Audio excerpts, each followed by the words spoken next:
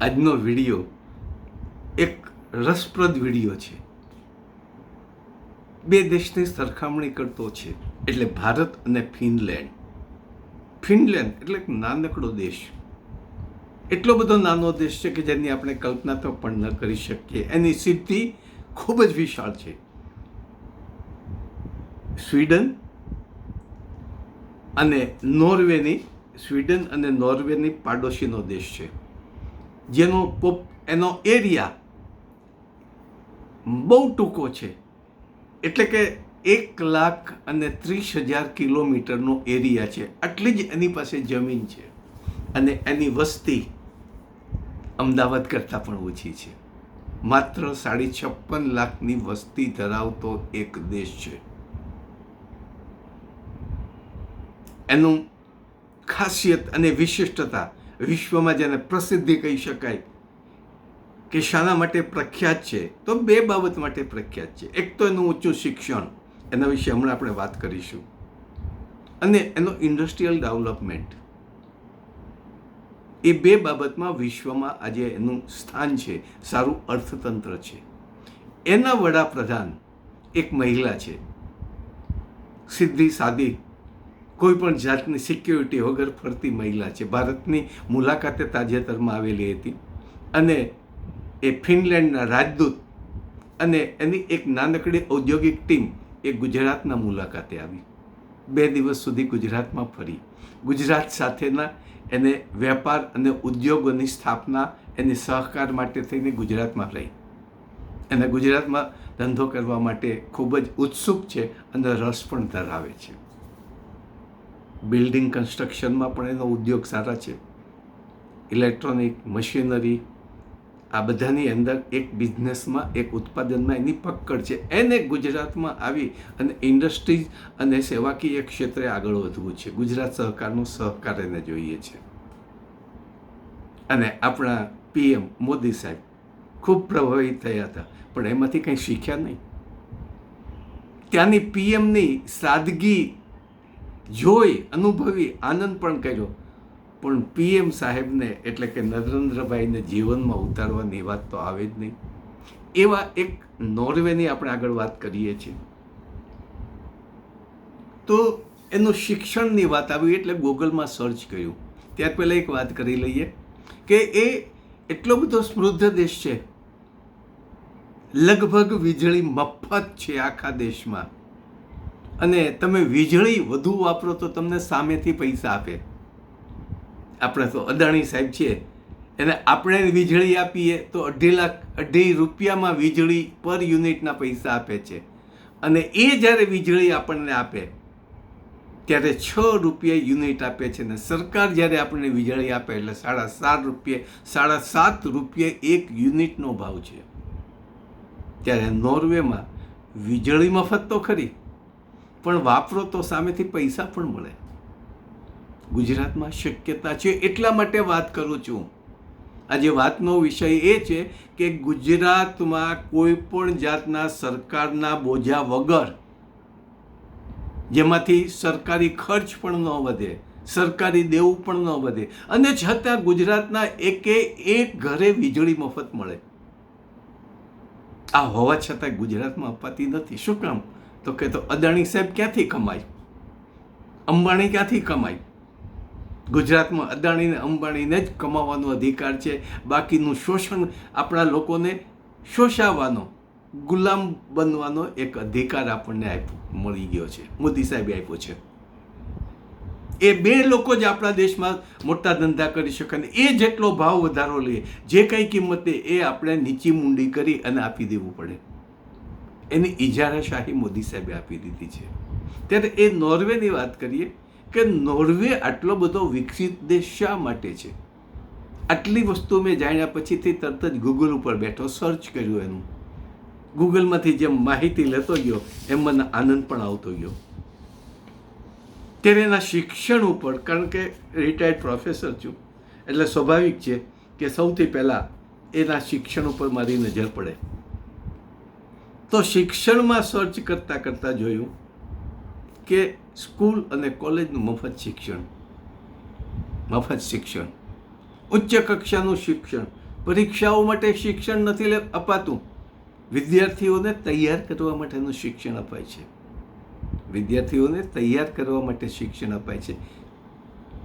School અને કોલેજોમાં mobile વાપરવાની સખત મનાઈ છે, સખત મનાઈ, કાયદાકીય મનાઈ છે. બાળક મોબાઈલ લઈ જઈ પણ શકે નહીં. 5 થી 6 કલાક વર્ગખંડમાં આપવા પડે છે, બાકીનું એક્સ્ટ્રા ક્યુરિકમ એક્ટિવિટી તો જુદી. એટલે એક ગણતરી કરતાં 7 થી 8 કલાકનું શિક્ષણ એને દરરોજનું હોય છે.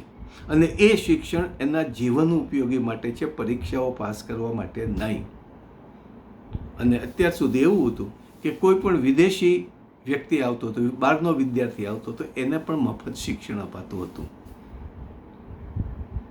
નોર્વેને ઇન્ડસ્ટ્રી ઉપર ગૂગલમાં જઈને જોયું તો એન્જિનિયરિંગ ગુડ્સ એનો એક સારો એવો ધંધો છે, મશીનરી છે, ઇલેક્ટ્રોનિક વસ્તુ છે, કાગળ અને કાગળ પેપર બોર્ડ અને કાગળનો માવો એની નિકાસ કરે છે. એક નિકાસ કરતો દેશ છે. એનો જીડીપી પણ સારો છે, વસ્તીના પ્રમાણમાં ખૂબ જ ઊંચો ગણી શકાય. અર્થતંત્ર સ્ટેબલ છે, પરિવર્તનશીલ છે. સમય પ્રમાણે અર્થતંત્ર એનું બદલાતું રહેતું હોય છે. અને એની આવક 4032 યુરો એટલે કે 4235 પાઉન્ડની દર મહિને છે એની આવક એક વ્યક્તિની. ત્યારે આપણા ખેડૂતની આવક 1200 રૂપિયા છે. એ આવો એક વૃદ્ધ દેશ છે. એને ગુજરાતમાં આવી, કારણ કે એ દેશમાં બહુ સ્વાભાવિક છે કે જ્યારે દેશ પ્રગતિ કરે ત્યારે પ્રોડક્શન પણ વધે, એની સાથે સાથે અર્થતંત્ર પર થોડીક અસર પણ થાય. જ્યારે વિદેશમાં જઈ અને પોતાના ઉદ્યોગો સ્થાપે. દેશ સ્વાવલંબી દેશ તો છે, સંપૂર્ણ સ્વાવલંબી છે, પરંતુ એના વિકાસ માટે વિદેશોમાં એને ઉદ્યોગો સ્થાપવા છે. એટલા માટે એના PM ભારતમાં આવ્યા હતા અને સાથે સાથે ફિનલેન્ડના રાજદૂત ગુજરાતમાં આવ્યા હતા. કારણ કે ગુજરાત ખરેખર જોઈએ એક ગૌરવની વાત છે કે ગુજરાતમાં આર્થિક વિકાસ જે થઈ શકે છે એવું ભારતમાં કોઈ જગ્યાએ થઈ શકે એમ નથી. એવું સરસ રાજ્ય છે. ગુજરાતની ક્લાઇમેટ પણ સારી છે, ગુજરાતમાં ખનિજ સંપત્તિ પણ સારી છે, ગુજરાતની જમીન ફળદ્રુપ છે, સારી ખેતી થઈ શકે એમ છે, એની ક્લાઇમેટ પણ સારી છે. 12 મહિના સિંચાઈનું પાણી આપી શકાય એવી પરિસ્થિતિ પણ ગુજરાતની છે. દુઃખની વાત એ છે કે આપણા શાસકોએ ગુજરાતના લોકોને ગુલામ બનાવી દીધા છે. કારણ જો અહીંથી નોર્વેમાંથી આપણે ફિનલેન્ડમાંથી એ કારણ જાણી શકો. ફિનલેન્ડમાં ઊંચું શિક્ષણ, ફરજિયાત શિક્ષણ, અને વિશ્વમાં એ શિક્ષણનું નામ છે. ત્યારે આપણું શિક્ષણ કેવું છે? ગોખણિયું શિક્ષણ, પરીક્ષાઓ પાસ કરવા માટેનું શિક્ષણ. ત્યાં પરીક્ષાઓ લેવાતી જ નથી ફિનલેન્ડમાં. એના ટીચરો દર વર્ષે, જે આપણે શિક્ષણ પ્રથા જે મેં ઊભી કરી છે એ છેલ્લા 3 વર્ષથી તમને તમારી સમક્ષ રજૂ કરું છું. એ શિક્ષણ પ્રથાની વારંવાર વાત કરું છું કે એમાં પરીક્ષા લક્ષી નથી, વિદ્યાર્થીના સર્વાંગી વિકાસ લક્ષી શિક્ષણનું આખી જ મોડેલ તૈયાર કર્યું છે, આયોજન તૈયાર કર્યું છે, જે આવતીકાલથી અમલમાં મૂકી શકાય એવી શિક્ષણ પ્રથા, એવું શિક્ષણનું આયોજન તૈયાર કર્યું છે. પણ ગુજરાતના લોકોમાં શિક્ષિત નથી ને, માત્ર મોબાઈલ ઉપર જ યુવાનો ફરે છે. એની જિંદગી એટલે મોબાઈલ, વિદ્યાર્થીઓની જિંદગી એટલે મોબાઈલ.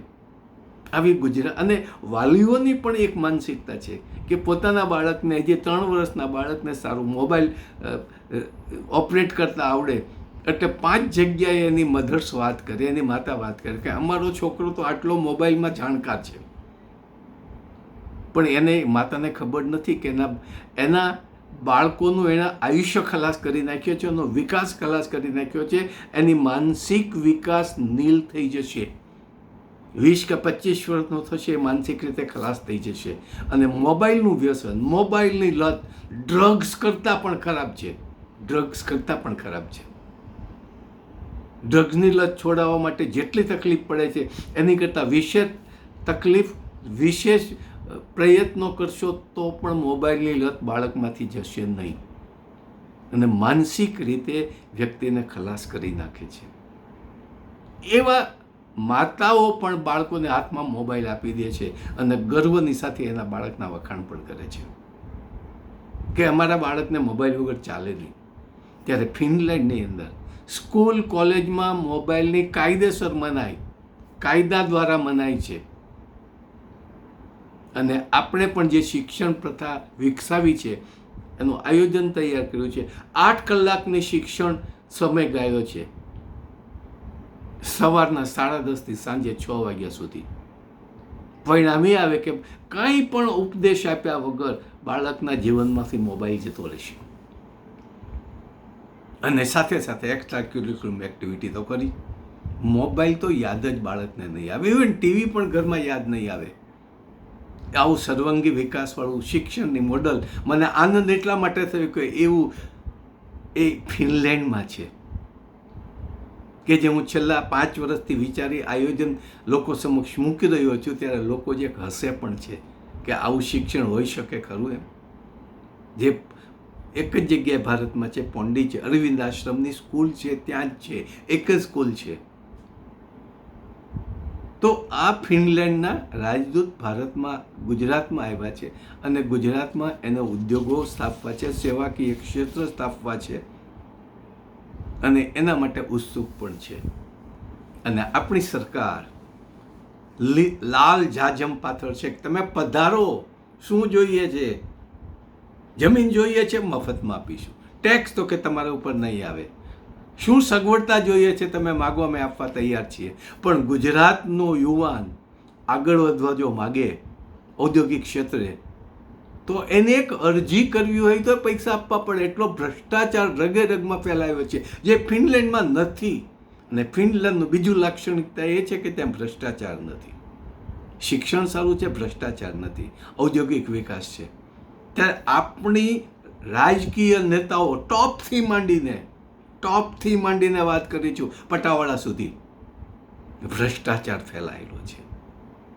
આપણા શાસકો અને ઉદ્યોગપતિઓ આપણને લૂંટે છે, આપણને ગુલામ બનાવે છે. ને એની ગણતરી છે ગુજરાતનો લગભગ લોક એની કારખાનામાં એના જે કંઈ એકમો છે એમાં ગુલામી કરે, એમાં મજૂર તરીકે કામ કરે, એમાં વેઠિયા તરીકે કામ કરે.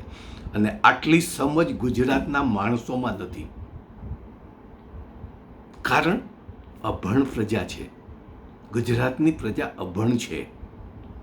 મોબાઈલનું રમકડું આપી દીધું છે સરકારે આપણને, આપણા યુવાનોને, આપણા બાળકોને, આપણા કુટુંબને. એ મોબાઈલના રમકડાથી આપણે આપણું સર્વસ્વ ખોઈ ચૂક્યા છીએ. ક્યારે પણ ગુજરાત બહાર ન નીકળી શકે. હા, માત્ર એક જ વસ્તુ એમાંથી બહાર કાઢી શકે, જે શિક્ષણ પ્રથા. અને એ શિક્ષણ પ્રથા તો આપણે ગુજરાત સરકારે ખલાસ કરી નાખી છે. શિક્ષણનું વેપારીકરણ કરી નાખ્યું છે. પોતાની સ્કૂલો બંધ કરતા જાય છે. અને જ્યાં પોતાની સ્કૂલ છે ત્યાં પૂરતા ઓરડાઓ પણ નથી, પૂરતી મકાનની સગવડ નથી, ટોયલેટની સગવડ નથી, પૂરતું પાણી પીવાની પણ બાળકોને, વિદ્યાર્થીઓને સગવડ નથી. એક જ ખંડમાં 2 વર્ગો ચાલે, એક શિક્ષક વચ્ચે 3 ક્લાસ ચાલે. પૂરતા શિક્ષકો પણ નથી. અને શિક્ષકો કેવા છે? અનટ્રેન છે. જેને શિક્ષણની ખબર નથી એવા લોકોને શિક્ષણમાં આવે છે. આખું જ વહીવટી પરિવર્તન ગુજરાત માગે છે. પણ ગુજરાતના નાગરિકો સ્વીકારવા તૈયાર નથી. ગુજરાતના રહેવાસીઓને પોતાનું ભલું શું છે એ સ્વીકારવા તૈયાર નથી. આ ગુજરાતની પરિસ્થિતિ છે. તો ફિનલેન્ડના વેપારીઓ ગુજરાતમાં, એના ઉદ્યોગપતિઓ ગુજરાતમાં આવશે, ધંધા સ્થાપશે અને એની ફિનલેન્ડની જે કંઈ એકમો છે એમાં આપણે મજૂર તરીકે કામ કરવા પડશે. અને આપણા નરેન્દ્રભાઈએ મજૂરનો કાયદો એવો સુધાર્યો છે, એટલો બધો સરસ બનાવ્યો છે કે એક મજૂરને 12 કલાક સુધી ફરજિયાત કામ કરવું પડશે. એનો પગાર 8 કલાકના ધોરણે અપાશે. સરકારના મિનિમમ વેતન 350 રૂપિયા હોય છે, ત્યારે સરકારી એજન્સીઓ, સરકારી યોજનાઓ, મનરેગા જેવામાં 250 રૂપિયા જેવા રોજની મજૂરી ચૂકવાય છે. અને ત્યાં પણ શોષણ થાય છે, ત્યાં પણ ભ્રષ્ટાચાર થાય છે. તો ભ્રષ્ટાચારથી ખદબદતા આપણા રાજકારણી અને આપણા શાસકો ગુજરાતનું ક્યારેય ભલું થવા દેવાના નથી. અને તમે સમજવાના નથી. તમારા અંદર એક ભૂખ નથી. તમે ન સમજો તો કાંઈ નહીં, તમારી પેઢી તો ગઈ, પણ તમારી ભાવિ પેઢીને પણ તમે ગુલામ બનાવી રહ્યા છો. એમાંથી નીકળવા માટે, બહાર કાઢવા માટે અમે સતત એક પ્રયત્નશીલ છીએ. પણ દુઃખની વાત એ છે કે એકલાથે તાળી ન પડે. એક વર્ષથી આ સમજણ આપી રહ્યા છે, પણ માઇનોલાલ ગુજરાતના લોકોના મનમાંથી એવી ક્યારે ભાવના નથી થઈ કે આપણે ગુલામીમાંથી નીકળવું છે, આપણી ભાવિ પેઢીને ગુલામ બનવા દેવી નથી. તો પ્રોગ્રેસિવ એક સારું જો રાજકીય સંગઠન બનતું હોય તો આપણે એમાં જોડાવવું જોઈએ અને સહકાર આપવું જોઈએ. સહકાર ન આપો તો કાંઈ નહીં, પણ ટીકા કરવાનું ચૂકતા નથી. આવી પરિસ્થિતિ ગુજરાત છે. એટલે ફિનલેન્ડ આપણા માટે એક આદર્શ રાજ્ય ગણી શકાય. આજે રશિયાને પણ ચેલેન્જ ફિનલેન્ડની જે પ્રાઇમ મિનિસ્ટર લેડી છે એ ચેલેન્જ આપે છે, અને યુક્રેનના યુદ્ધમાં એની સામેલ એને સમોવડિયા થઈને સહકાર આપે છે. ત્યારે આપણા મોદી સાહેબ ટીકા નથી કરતો, પણ હકીકત છે કે અમેરિકાની ગુલામી સ્વીકારી છે, અને લોકો કહે છે એ ગુલામી સ્વીકારી છે માત્ર અદાણીને બચાવવા માટે. તેના લોકોનું મંતવ્ય છે, મને બહુ ખ્યાલ નથી એટલે હું સહમત થતો નથી. પણ ટોપના પત્રકારો, મીડિયાઓના રિપોર્ટો સારા, અને જે વાંચવા મુજબ, જાણવા મુજબ અમેરિકન ન્યૂઝપેપર પણ અદાણીની પરિસ્થિતિનું વર્ણન કરે છે, ત્યારે ખ્યાલ આવે છે કે મોદી સાહેબે અદાણીને બચાવવા માટે થઈને આપણા ભારત માટે ગુલામી સ્વીકારી છે. મિત્રો, આમાંથી બહાર નીકળો. આજે હું કહું છું એ મને નડવાનું છે, પણ ચિંતા નથી. એવી કક્ષાએ પહોંચ્યો છું કે કદાચ જે કંઈ પરિસ્થિતિ આવે એ સ્વીકારી લેવા તૈયાર છું. તમે નીકળો આમાંથી, અને આ ગુલામીમાંથી કાઢવા માટે અમે એક રાજકીય પક્ષ ઊભો કર્યો છે. સંગઠન માટે આવી રહ્યા છે. સફળતા નથી મળી, કારણ કે તમારા દિલમાંથી જ્યારે તમારે ગુલામીમાંથી મુક્ત થવાની વાત આવશે, દિલમાંથી અંતર્વેદના આવશે, ભૂખ જાગશે, ત્યારે જ તમે અમારી સાથે આવી શકશો, અને ત્યારે જ ગુજરાતીનું પરિવર્તન આવશે. અને એક સમયની રાહ જોઉં છું. એક કદાચ સમય મારી જિંદગીનો પૂરો થાય તો પણ બહુ પ્રશ્ન રહેશે નહીં. વિચારો, ફિનલેન્ડ કરતાં પણ આગળ વધવું હોય તો શક્ય છે. ગુજરાત માટે શક્ય છે. આભાર.